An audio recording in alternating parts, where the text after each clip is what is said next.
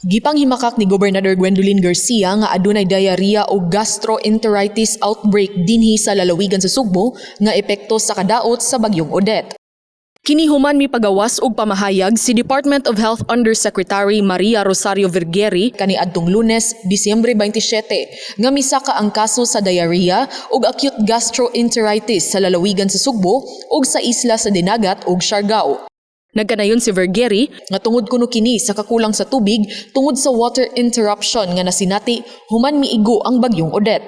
Nitaho siya nga adunay 16 ka mga kaso sa diarrhea sa Sugbo apan wala pa gani kini ma-verify. Hinungdan nga gitubag kini ni Gobernador Garcia. Matod sa gobernador, dili makiangayon nga mopagawas og pamahayag o taho bisan og wala pa kini ma-verify ug ibasi sa mga sulti-sulti kay makahimo lang kini og kagubot og kahadlok sa publiko. You see, during these times, I would strongly urge all responsible health officials to be very, very careful about their reports. When they do report it, be sure that these reports are actually validated and verified.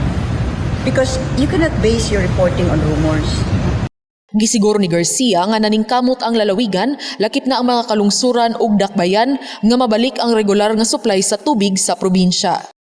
I assure you, over here in the province of Cebu, all of our mayors, all of our officials, and including this official, are doing all that we can possibly can in order to address water shortages in some of our LGUs.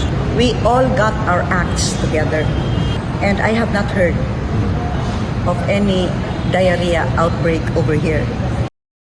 Paula Mendoza, Balita sa Sugbo.